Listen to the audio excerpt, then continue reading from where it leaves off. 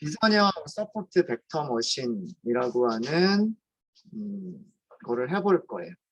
비선형 서포트 벡터 머신을 하는 방법은 선형적으로 분류할 수 없는 그런 데이터셋을 분류하는 서포트 벡터 머신을 이용해서 분류하는 방법인데요.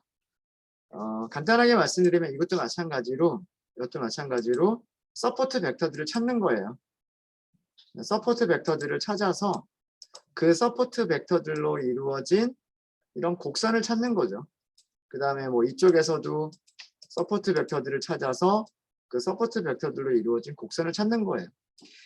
그래서 여기서도 마찬가지로 마진 곡선을 찾는 거고요. 그 마진 곡선이 최대가 되도록 해서 그 사이에 있는 그 평면을 찾는 거예요. 그러면은 양쪽으로 분류를 할 수 있다라고 하는 그런 개념이 되는 거고요. 비선형 서포트 벡터 머신을 하는 방법은 우리가 오전에 사용했었던 리니어 서포트 벡터 클래시파이어에서 폴리노미얼 피처를 추가하는 방법이 있고요. 또 한 가지 방법은 커널 트릭을 사용하는 방법이 있어요. 두 가지를 다 해볼 겁니다. 그래서 이 첫 번째 부분은 뭐냐면 우리가 오전에 사용했었던 리니어 SVC라고 하는 그 클래스에다가 폴리노미얼 피처를 사용하는 그런 거를 할 거고요.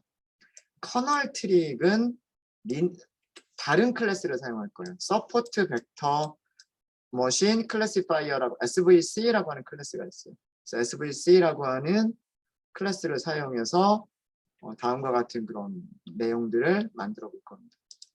그게 이번 시간에 할 내용이고요. 네, 그래서 오전에 했었던 거에서 계속 이어서 하도록 하겠습니다. 제목을 넣죠. 제목은 비선형은 non-linear라고 얘기를 합니다. non-linear 서포트 벡터 머신 분류.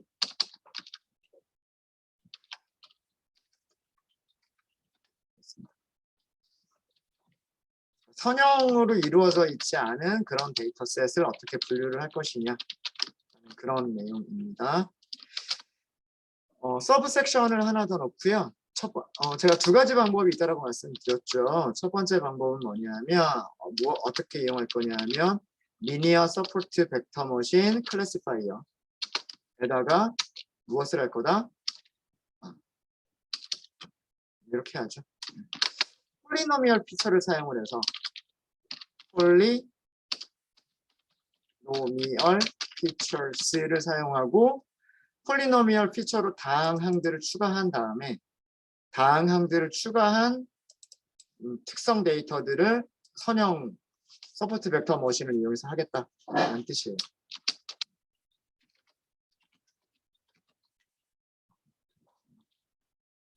특성 행렬에 다항식을 추가해서 선형 분류를 하는 거죠. 선형 서포트 벡터 머신 분류.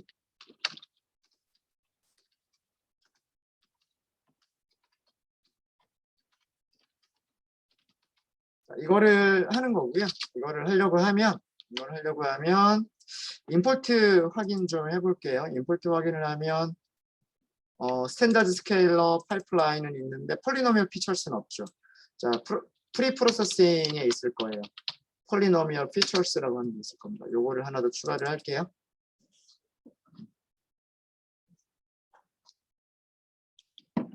네, 폴리노미얼 피처스를 추가를 하시고요. 임포트가 추가가 됐기 때문에 여기를 다시 한번 실행해 주세요.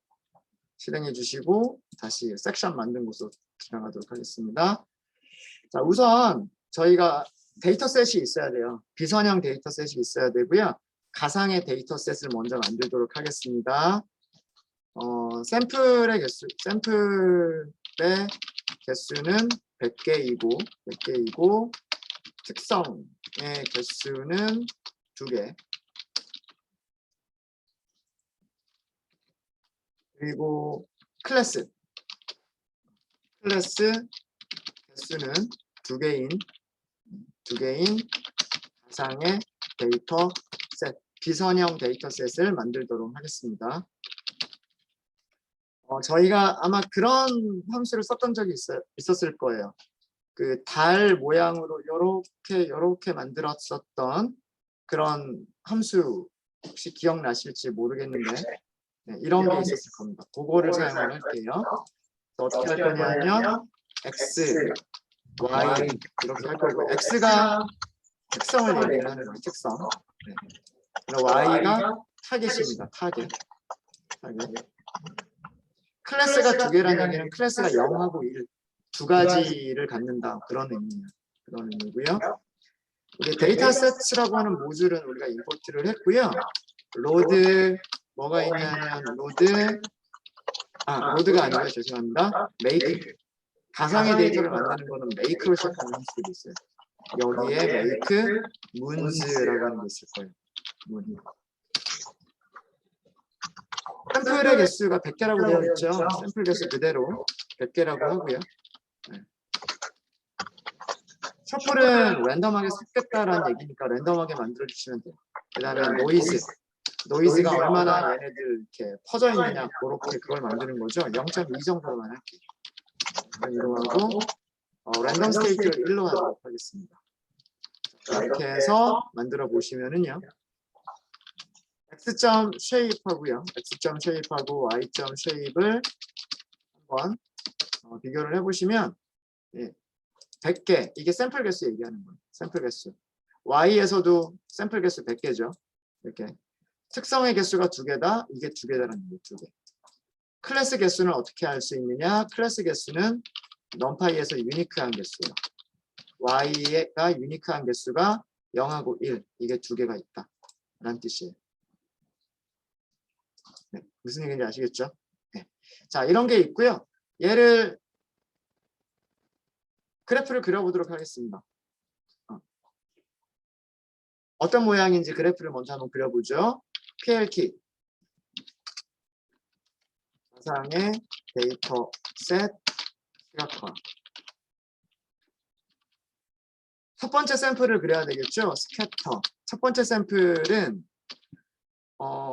로우를 어떤 로우들을 선택을 하면 되냐면 y가 0인 녀석들을 선택하면 돼요. 그리고 컬럼을 몇 개 있나요? 그러니까 100개의 로우들 중에서 y 값이 0인 로우들만 선택을 하면 되고요. 컬럼은 0번째 인덱스 선택하시면 돼요. 마찬가지로 여기를 똑같은 클래스가 0인 녀석들을 선택을 하고요. 특성은 두 번째 특성을 선택하시면 돼요. 여기 레이블은 따로 넣지 않을게요. 뭐 레이블까지 굳이 필요는 없을 것 같아서. 마찬가지 방법으로 두 번째 셋을 출력을 해보면 일단 여기까지만 볼까요? 여기까지만 보면 이게 100개가 아니에요. 그죠? 네. 일부분만 그려진 거예요. 그 일부분이 뭐냐면 클래스가 0인 샘플들이에요.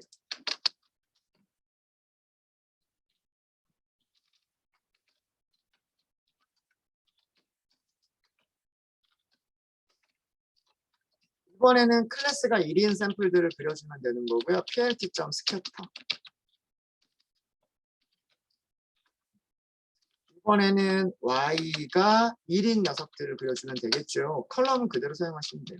0번째 컬럼. y가 1인 녀석들 컬럼 1번. 이게 뭐냐면 클래스가 1인 샘플들이죠. 두 개가 다른 색깔로 그려졌을 거예요. 이게 두 번째 그려진 녀석들이에요. 자, 그래프를 보시면 직선으로는 얘네들을 분리하기가 힘들어요. 뭐 대략 뭐 이런 직선 정도면 이런 오차를 감수하고 분류하는 모델을 만들어낼 수 있을 것 같기는 해요. 있을 것 같긴 하지만 만약에 우리가 3차 함수와 같은 그런 모양의 곡선을 찾을 수가 있다면 오차가 더 적어지겠죠. 그렇죠? 더 적은 오차를 갖는 분류 모델을 만들 수가 있을 거예요. 그럼 서포트 벡터 머신으로 이런 곡선을 찾을 수가 있겠느냐? 이런 곡선을 찾을 수 있겠느냐? 예. 이거는 자 여기가 x1이고요. 여기가 x2예요. x2는 a 곱하기 x1 더하기 b라고 하는 식으로는 찾을 수가 없어요. 그렇죠? 적어도 3차 함수 정도는 있어야 되겠다라고 하는 거죠. 무슨 말인지 이해되십니까?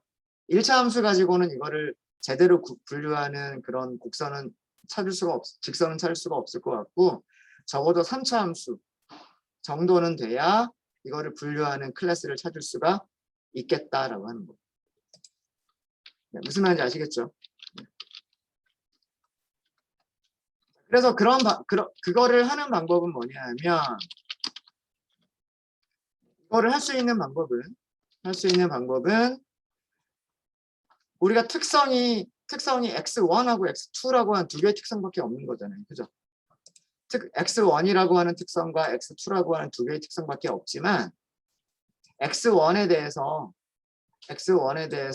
다차항을 만들어내면, x2에 대해서도 다차항을 만들어내면, 그러니까 이런 거를 찾아볼 수가 있는 거죠. 무슨 얘기냐면, 죄송합니다. 얇은 걸로 할게요. 상수가 있고요. 상수는 그렇게 중요한 건 아니에요. 위아래로 움직이기만 하는 거니까. W1에 x1의 제곱 만들어내면 되고요. 더하기. 그 다음에 x2의 제곱 만들어내면 되고요. 그 다음에 x1 곱하기 x2 만들어내면 되고요. 그렇죠?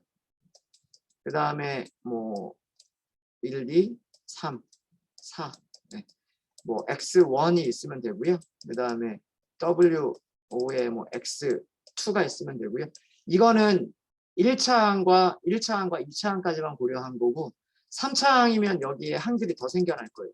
나겠죠? 그렇죠? equal 0 이렇게 해버리면 그게 뭐가 되는 거냐면 이 3차 곡선의 방정식이 되는 거예요.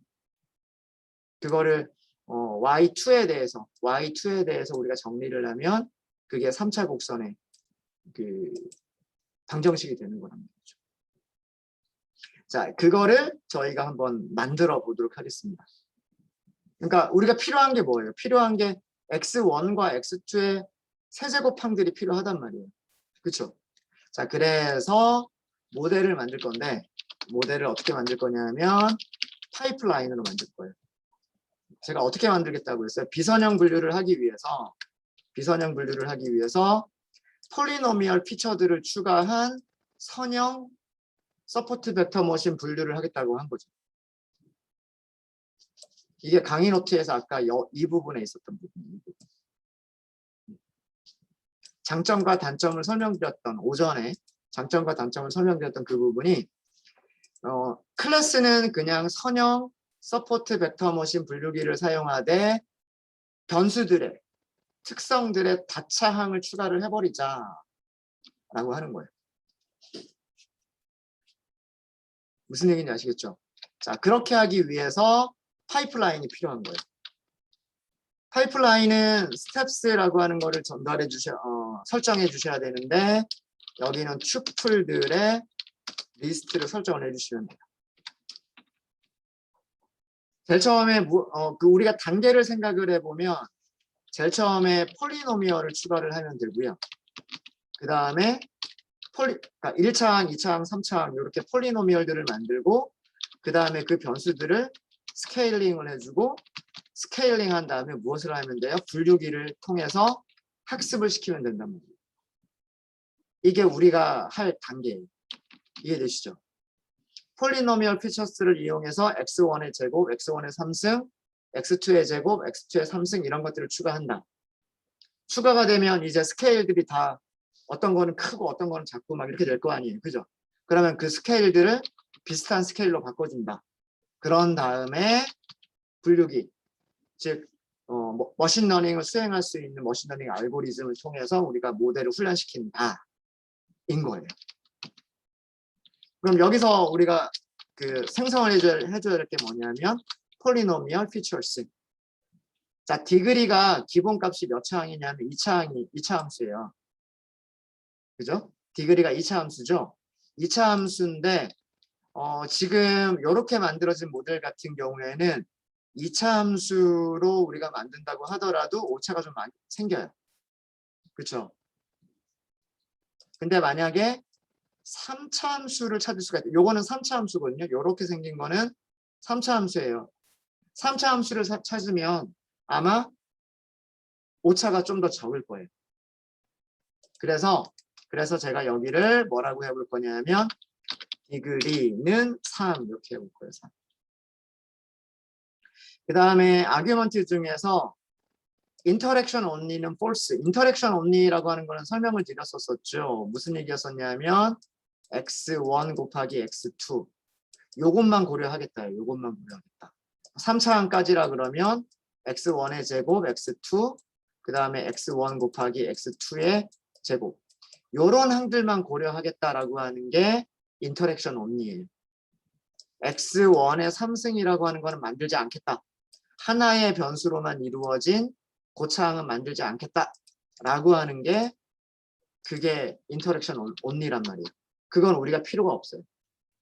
x1의 3승도 필요하고 x2의 3승도 필요해요. 그래서 여기는 기본값인 false를 그대로 사용을 할 거고요. 대신에 바이어스는 필요가 없어요. 바이어스는 false로 할 거예요. false. 자, 요런 정도로만 만들어 주시면 되고요. 만들어 주시면 되고 스케일러는 스탠다드 스케일러를 이용하시면 돼요. 스탠다드 스케일러에서 우리가 추가를 해야 될 거는 없어요. 네. 추가를 해야 될 건 없고 그 다음에 그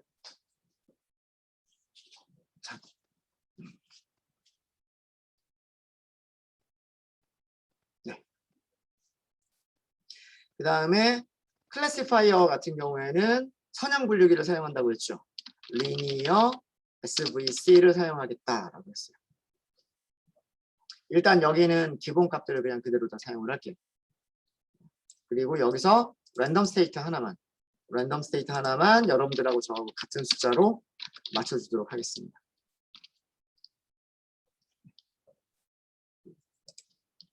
자, 이렇게 해서 모델을 이제 모델이 생성이 된 거예요. 다차 항을 추가한 선형 서포트 벡터 머신 분류기를 생성을 한 거예요. 자, 이제 모델이 완성됐으니까 그 머신러닝 모델을 훈련을 시키는 거죠. 모델을 훈련을 시키려면 모델점 뭘 하는 거예요? fit을 하는 거예요. fit. 여기에 x하고 y를 주시면 되는 거죠. 자, 이렇게 모델에 대한 훈련이 끝나고 나면 방정식을 찾았을 거예요. 잠깐만요. 이 경우에는 직선의 y는 하고서 여기를 이렇게 하는 게 아니라 뭐뭐뭐는 하고 0으로 할 거란 말이에요. 바이어스가 여기 요거 좀 생략할게요. 요건 좀 생략을 하도록 하겠습니다. 네. 바이어스가 있어도 될 것 같아요. 네. 여기 모델 다시 한번 만들겠습니다. 그냥 여기서 디그리만 3으로 할게요. 디그리만 3으로 하시고 모델을 다시 만들어 주시고요. 모델 훈련을 다시 한번 시켜주세요. 모델 훈련시키는 게 그렇게 오래 걸리진 않아요. 샘플이 그렇게 많지가 않기 때문에 샘플이 100개밖에 안 되는 샘플이기 때문에 이거 훈련시키는 데는 그렇게 시간이 오래 걸리지 않습니다. 자, 그러면 우리가 어떤 데이터셋이 만들어졌는지 라고 하는 것을 우리가 그려봐야 돼요. 그려봐야 되는데 우리가 개수들을 전부 찾은 다음에 걔네들을 그리는 방법도 있지만 어떤 방법 여기서는 어떤 방법을 취할 거냐면 컨투어 플롯이라고 하는 걸 그려볼 거예요. 컨투어 플롯이라고 하는 거를 그릴 건데 이건 어떻게 그리는 거냐면 예측값이 나오겠죠. 그렇죠? 뭐 예를 들어서 이쪽은 클래스가 0이다. 이쪽은 클래스가 1이다 하고 예측값이 나올 거란 말이에요. 클래스가 0인 부분은 색깔을 칠해버리는 거예요. 빨간색으로. 그 다음에 클래스가 1인 부분은 다른 색깔로 색깔을 칠해버리는 거예요. 그러면 그 사이의 경계가 이렇게 보이겠죠. 그렇죠? 이런 테크닉을 쓸 거예요. 이렇게 그래프를 그릴 거고요. 이렇게 그래프를 그리기 위해서 약간 조금 복잡한 그런 이렇게 많이 복잡하진 않은데 그 약간의 테크닉을 저희가 사용을 할 거예요. 어떤 테크닉을 사용을 할 거냐면 한번 그려볼게요. 우선 대문자로 x1, 대문자로 x2라고 하는 걸 만들 거예요. 이걸 numpy.mesh grid라고 하는 함수를 이용을 할 거고요. mesh grid라고 하는 함수를 이용할 거고, 그 다음에 이 안쪽에 변수들을 줄 건데, 여기 단위를 좀 볼게요. 여기 단위가 어떻게 되어 있냐면 x축 x1을 볼게요. x1이 마이너스 1.5에서 대략 한 2.5까지 만들어져 있어요. x1의 범위가 마이너스 1.5에서 대략 2.5 사이에 있죠. 그리고 x2는 대략 범위가 마이너스 1.0에서 여기 보시면 대략 한 1.5 요 정도 사이에 있어요. 그렇죠? 대략 맞습니까? 요런 정도에 있어요. 자, 그래서 네, 그건 남겨둘 거거든요. 네.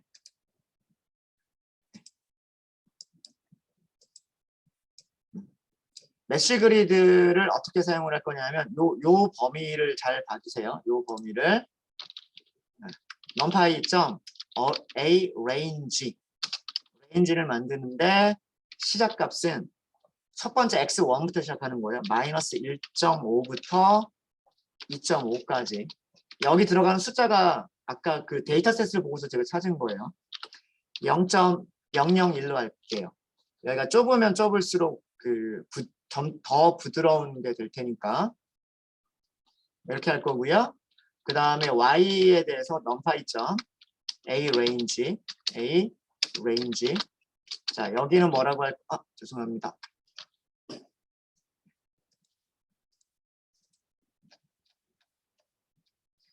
여기는 뭐라고 할 거냐면 y2에 대한 범위를 써줄 거예요. y2에 대한 범위 마이너스 1.0에서부터 1.5까지 여기도 0.001 이런 정도로 할게요. 자, 메쉬 그리드가 어떻게 동작하는 건지는 제가 나중에 말씀드릴게요. 나중에. 자, 이렇게 하고 그 다음에 얘네들을 어떻게 할 거냐? x. 위에 있는 우리 데이터랑 섞여버리죠. 데이터랑 이건 xvel이라고 할게요. xvel. xs라고만 할까요? 위쪽에 우리가 x라고 하는 변수가 있어서 요거를 좀 다른 이름으로 만든 거고요. 얘는 어떻게 numpy.column 합치기로 만들 거예요. 컬럼 합치기로 만들 건데 x1.label이라고 하는 걸 사용할 거고요. x2.label이라고 하는 걸 사용할 거예요.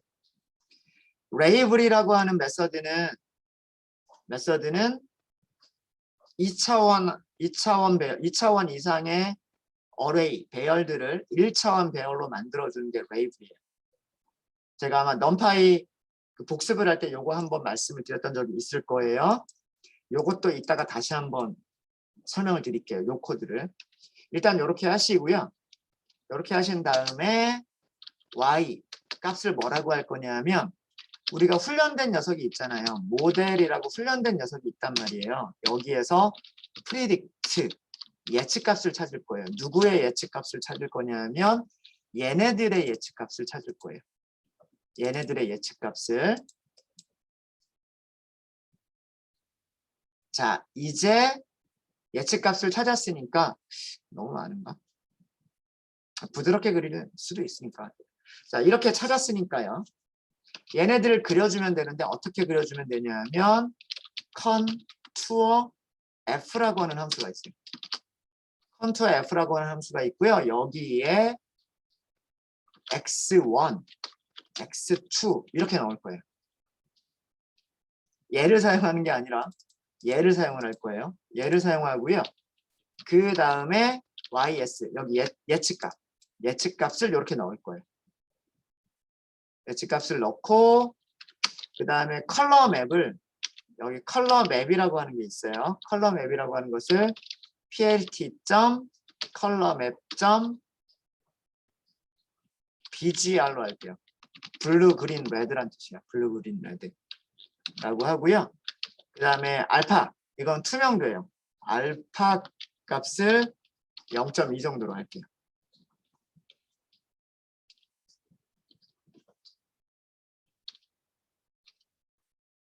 자, 일단 여기까지만 그려볼게요. plt.show 하고서 여기까지만 한번 그려볼게요. 잠시만요.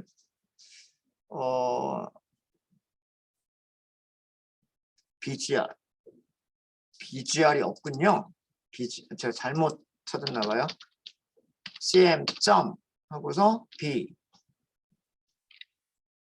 brg군요. brg였습니다. 블루, 레드, 그린이군요. 잠깐만요. 또 에러가 났네요. 제가 뭔가를 또 실수를 했나 봐요. 타입 에러가 났다. Z가 없다. Z가 2D가 돼야 된다.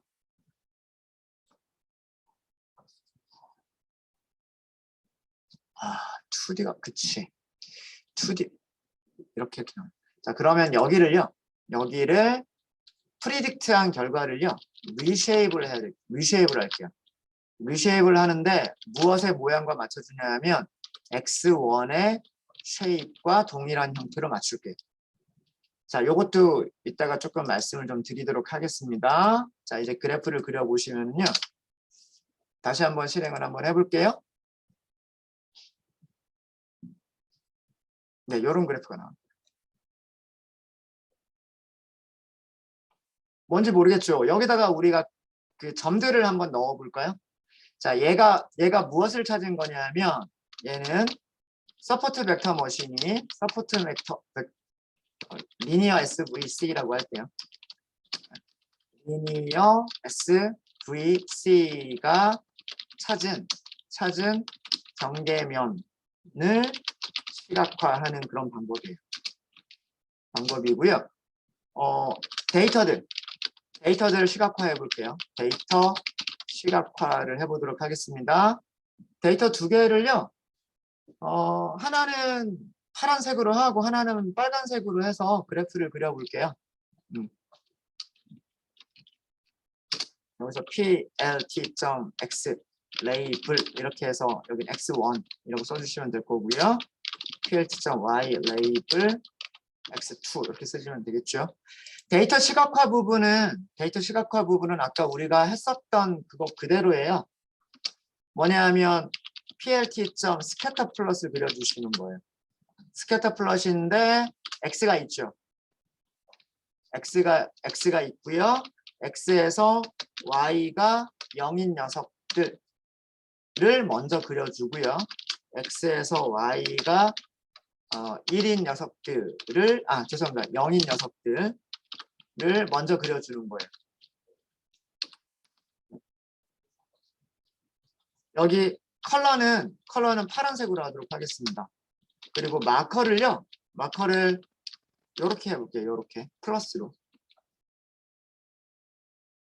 그 다음에 plt.scatter x y를 이번에는 1인 녀석들을 그리시면 되겠죠. 컬럼 인덱스 0번 x y는 클래스가 1인 녀석들 그리면 되는 거고요. 컬럼 인덱스 1번. 자, 여기서는 얘를 빨간색으로 그릴게요. 빨간색으로 그리고요. 마커를 조금 다르게 그릴까요? 삼각형으로 그릴까요? 삼각형 이렇게 그려보겠습니다. 네, 이렇게 나온 거예요. 물론 여기에 얘는 있어요. 잘못 예측한 거 있긴 있어요.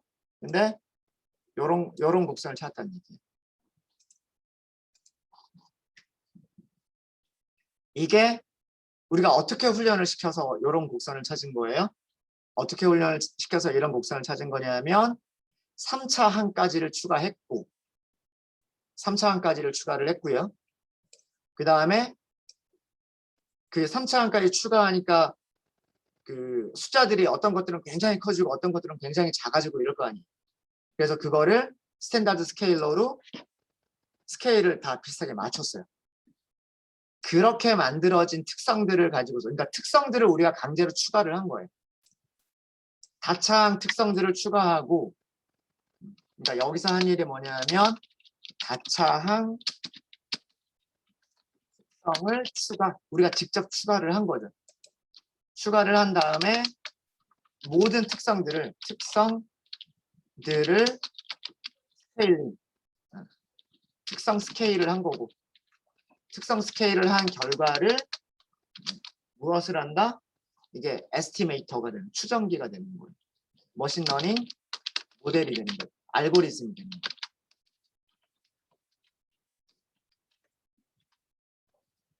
그렇게 해서 만들어진 모델을 지금 여기 있는 데이터, 이렇게 돼 있는 거죠. 여기 파란색으로 그려진 거 동그라미 대신에 십자가로 표시한 것 뿐이에요. 여기 주황색으로 돼 있는 것을 빨간색으로 그리고 동그라미 대신에 삼각형으로 그린 것 뿐이에요. 이렇게 그린 거죠. 그리고 이 데이터에 피팅된 모습이 이런 모습을 그려졌다라고 합니다. 자, 이건 약간의 테크닉이에요. 이 곡선을 그려내는 테크닉인데 이 내용을 잠깐 그 대략적으로만 설명을 좀 드리면요. 자, 이 부분 이거 뭐냐 하면 마이너스 1.5에서 2.5까지 x1의 범위죠. 그쵸? x1의 범위예요. x1의 범위. x1의 좌표가 마이너스 1.5, 1.0, 0.5, 0.0, 0.5, 1.0, 1.0, 2.0, 2.5 이렇게 있는 거잖아요. 그죠? 그쵸? 근데 이 좌표들이 여기에만 있는 게 아니잖아요. 여기에도 있고, 여기에도 있고, 여기에도 있고, 여기에도 있고, 여기에도 똑같은 좌표들이 있는 거잖아요. 그렇지 않아요? 네. 이렇게. 메쉬 그리드라고 하는 거는 뭐냐면 이 그리드를 만들어주는 함수예요. 이렇게. 이렇게. 지금 몇 개 안 그리긴 했. 자, 이렇게 되어 있는 이런 녀석들을 뭐라 그래요? 우리가 이 격자를 그리드라고 하거든요. 격자를 그리드라고 한단 말이에요. 첫 번째 있는 배열은 뭐냐면 첫 번째 있는 배열은 이걸 얘기하는 거예요. 마이너스 1.5, 1.0, 0.5, 0.0. 위쪽에도 그 위에도 있죠. 마이너스 1.5, 마이너스 1.0, 마이너스 0.5, 1.0. 그게 그 위에도 또 그 같은 위치에 점들이 있을 거 아니에요. 그 녀석들을 얘기하는 거예요. 그 녀석들. 이쪽은요. 이쪽은 이쪽 방향을 얘기하는 거예요. 마이너스 1.0, 0.5, 0, 0.5, 1.0, 여기 1.5. 지금 그렇게 잡은 거죠. 그게 여기에만 있는 게 아니죠. 어디에도 있어요. 여기도 있어요. 여기도 있어요. 여기도 있죠. 그쵸? 네. 메쉬 그리드라고 하는 이 메서드는 이 함수는 무엇을 해주는 거냐면 x축의 좌표와 y축의 좌표를 가지고서 이거 2차원 배열이에요. 2차원 배열과 2차원 배열을 만들어줘요. 2차원 배열과 2차원 배열을 만들어주고요. 2차원 배열들을 1차원으로 풀어 헤치는 거예요. 2차원 배열을 1차원으로 풀어 헤쳐서 그 조합들을 만들어내는 거예요. 조합들. 아까 제가 요거 이 안에 이 격자 안에 있는 이 좌표들을 다 찾아야 되는 거잖아요. 그렇죠? 그 격자 좌표들을 만들어준 게 지금 이 녀석이에요. 이 녀석. 그런 다음에 무슨 일을 했냐면, 여기서는 무슨 일을 했냐면, 여기서는 이 점에서의 예측값, 프리딕트. 그 다음에 이 점에서의 예측값, 이 점에서의 예측값, 이 점에서의 예측값. 이 격자에 있는 모든 점에서의 예측값을 찾은 거예요. 예측값을 찾았는데 예측값을 찾으면 1차원 배열이란 말이에요. 1차원 배열을 그대로 놔두면 안 되고 이 격자 모양을 유지를 해야 여기에서의 y, z값, 여기에서의 값, 여기에서의 값이라고 하는 게 결정이 되는 거예요. 그래서 아까 제가 실수했던 부분 2차원으로 리쉐이프 해주는 게 필요해요. 이렇게 해서 2차원으로 리쉐이프를 해주면 이 컨투어 플롯이라고 하는 얘는 무엇을 해주는 거냐면 이 두 개를 가지고서 만들어진 이 각각의 좌표에다가 이 값에 여기에 해당하는 값이 있겠죠. 여기에 해당하는 값이 있겠죠. 그거를 뭘로? 컬러로 나타내는 거예요. 컬러로. 각 격자에 있는 점들을 어떻게? 컬러로 그려주는 거예요. 컬러로. 그러면 이쪽은 예측값이 전부 다 0이었고 이쪽은 예측값이 전부 다 1이었단 말이에요. 이쪽이 전부 같은 색깔로 칠해지고 이쪽이 전부 같은 색깔로 칠해져요. 그래서 중간에 뭐가 있는 것처럼 보여요? 경계선이 있는 것처럼 보여요. 경계선이 있는 것처럼. 이해되십니까? 요렇게 해서 그 서포트 벡터 머신이 만들어주는 이것을 우리가 그릴 수가 있어요. 그릴 수가 있습니다. 자, 이거를요. 제가 앞으로 우리가 다음 시간이나 그 다음 시간에도 우리가 사용을 할 거예요. 다음 시간이나 그 다음 시간에도 요거를 이용해서 뭐 선형 SVC가 아닌 뭐 커널을 사용하는 SVC 그 다음에 그런 것들을 할 거거든요. 그걸 하기 위해서 얘를 함수로 만들어 줄게요. 일단 먼저 def라고 할게요. def 플롯 그 다음에 decision boundary라고 할게요. 그러니까 경계선을 그리겠다는 얘기죠. 결정 경계를 그리겠다는 얘기예요. 결정 경계. 결정 경계라고 하는 것은 이 경계를 그리겠다 라고 하는 거예요. 네. 무슨 얘기인지 아시겠죠? 자, 이렇게 하고요. 필요한 게 뭐가 필요하냐면 첫 번째 에스티메이터가 필요해요. 이 에스티메이터는 무엇을 하기 위해서 필요한 거냐면 여기 예측하기 위해서 모델을 예측하기 위해서 필요한 거예요. 그래서 여기 에스티메이터라고 써주셨으면 모델 대신에 여기에다가 에스티메이터 이렇게 써주세요. 이렇게 써주시고요. 그 다음에 시각화해야 되는 데이터가 필요해요. X라고 하는 데이터, Y라고 하는 데이터가 필요해요. 그래서 여기를 그냥 X, Y 이렇게 쓸게요. 그래서 X를 시각화하고 Y를 시각화하고 요거를 보여주고요. 그 다음에 이 에스티메이터를 가지고서 결정 경계를 찾은 다음에 결정 경계를 그려주는 코드를 넣어주고 그 다음에 레이블 넣어주고 보여주고까지. 그래서 여기까지를 전체를 탭 한 번 이렇게 해주세요. 탭. 전체를 다 선택한 다음에 탭키 한 번만 해주시면 됩니다. 탭키 한 번만. 자, 이렇게 해서 함수로 만드셨으면 잠시만요. 콜론 빠졌죠. 콜론. 함수 만들 때 블록 시작하면 콜론 넣어줘야 되죠. 이렇게 함수를 만드신 다음에 함수를 테스트하시는 방법은 플롯, decision, boundary라고 하시고 여기다가 모델 넣어주시면 되죠. 모델 넣어주시면 되고 x, y 이렇게 넣어주셔서 그리면 아까랑 똑같은 그래프가 그려질 겁니다. 만약에 격자선을 넣고 싶으시면 격자선 넣고 싶으시면 여기다가 plt.grid 하나만 더 넣어주시면 돼요. 이렇게 하셔가지고 하시면 격자선까지도 이렇게 격자까지도 보일 거예요.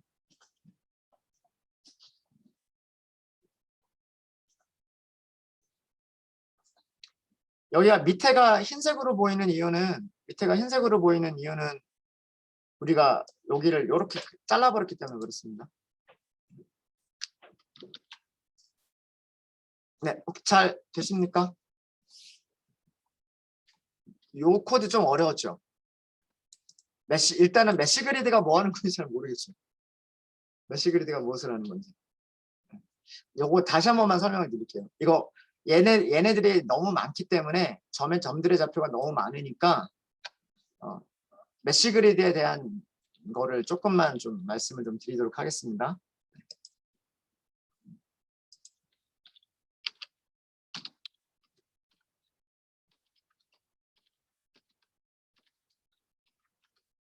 넘파이 메시 그리드에 대한 설명을 좀 드리도록 하겠습니다.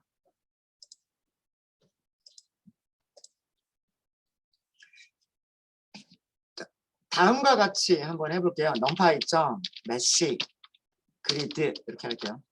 자, 그 다음에 여기 x1 첫 번째를 뭐라고 할 거냐면 1, 2, 3 이렇게만 할게요. 3개. 1, 2, 3, 4까지 할까요? 3, 4까지. 여기는요. 마이너스 일부러 제가 좀 숫자를 다르게 한 겁니다. 이거는 몇 개 안 되니까 이해하기 그렇게 어렵지 않으실 거예요. 자, 이렇게 만들어 보세요. 만들어 보시고 x1만 한번 출력을 해보세요. x1만 출력하면 얘네들이 뭔가요? 앞에 있는 1, 2, 3, 4를요. 앞에 있는 1, 2, 3, 4를 뒤에 있는 개수가 몇 개죠? 하나, 둘, 세 개죠. 그것만큼 반복을 한 2차원 배열을 만들어요. 메쉬 그리드가 무엇을 만들어주냐 하면 앞에 첫 번째 배열이 있으면 이 첫 번째 배열을 이 녀석들의 개수만큼 뒤에 있는 거의 개수만큼 반복을 해서 만들어요. 자, 얘네들이 의미하는 게 뭐냐면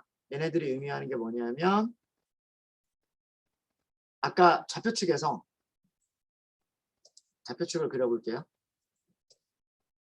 좌표축 이렇게 그려보도록 하겠습니다. 제가 좌표를 어디를 잡은 거냐면 1이라고 하는 좌표를 잡은 거고요. 2라고 하는 좌표를 잡은 거고 3이라고 하는 좌표를 잡은 거고 4라고 하는 좌표를 잡은 거예요. x1에 대해서. 그 다음에 이게 스몰 x1이에요. 스몰 x1. 그 다음에 스몰 x2는 마이너스 1, 0, 1이라고 하는 세 개의 좌표를 잡은 거예요. 자, 그러면 1, 2, 3, 4라고 하는 게 몇 개 있어야 돼요? 1, 2, 3, 4라고 하는 게 여기에도 있어야 되지만 여기에도 1, 2, 3, 4가 있어야 되고 여기에도 1, 2, 3, 4가 있어야 되죠. 그래야 격자가 만들어지는 거잖아요. 그래서 이거를 여기 있는 개수만큼 반복을 해주는 거예요. 그게 앞에서 리턴되는 x1이에요. 여기까지는 이해되십니까? 메쉬 그리드가 무엇을 만든 건지. 좌표축에서 x1이라고 하는 좌표축이라고 생각하시면 되고요. 좌표축에서 x2라고 하는 좌표축이라고 생각하시면 돼요. 제가 이거를 대문자로 쓴 이유는 2차원 배열이니까. 2차원 배열이니까. 자, 그러면 x2라고 하는 거는 뭔지 볼게요. x2라고 하는 거는 뭐냐면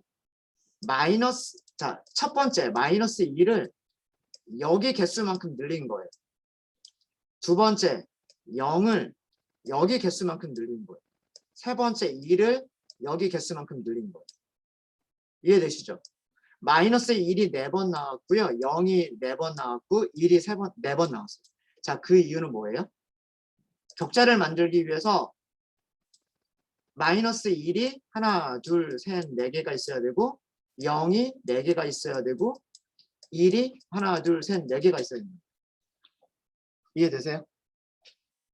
이해되시죠? 그러니까 메쉬 그리드는 뭐라는 거냐면 메쉬 그리드는 이 격자를 만들기 위한 X좌표, 격자를 만들기 위한 Y좌표들을 만들어준 거예요. 이해되십니까? 여기까지는 아시겠죠? 그러니까 메쉬 그리드는 뭐다? 얘를 X좌표로 하고 얘를 Y좌표로 하는 그리드를 만들기 위한 점들을 나열을 한 것이다 라는 얘기. 아까 레이블이라고 하는 함수는 뭘 해주는 함수예요? 2차원 배열을 1차원으로 그냥 쭉 늘려버리는 거예요. 1, 2, 3, 4, 1, 2, 3, 4, 1, 2, 3, 4. X2는요?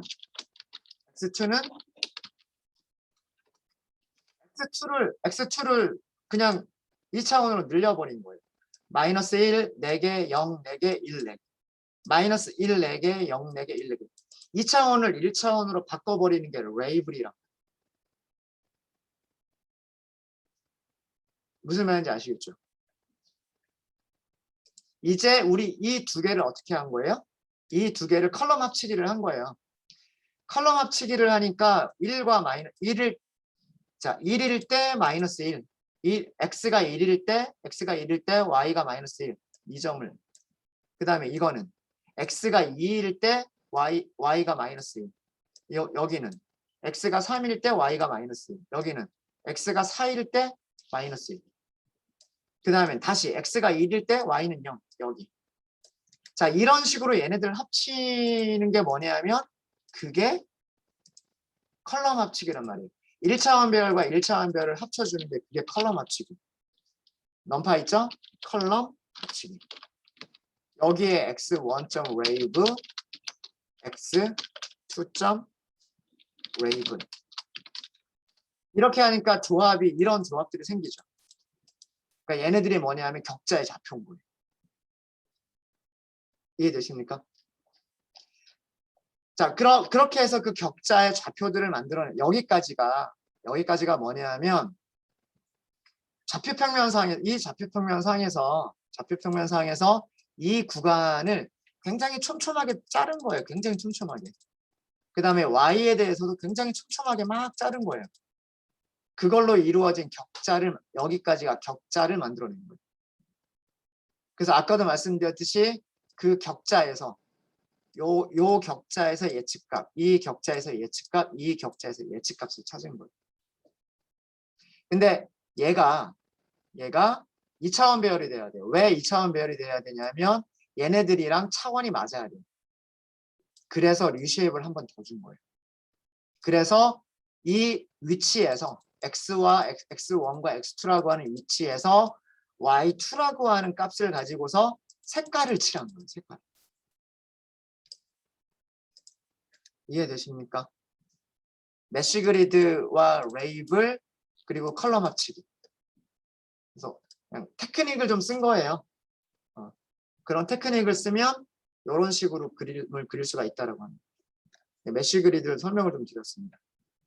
숫자를 좀 작게 해서 테스트를 해보시니까 이해가 좀 되지 않으세요? 그렇죠? 네. 이 함수는 우리가 다른 서포트 벡터 머신을 이용할 때도 그래프를 그릴 때 이용을 해볼 거예요. 네, 혹시 질문 있으십니까?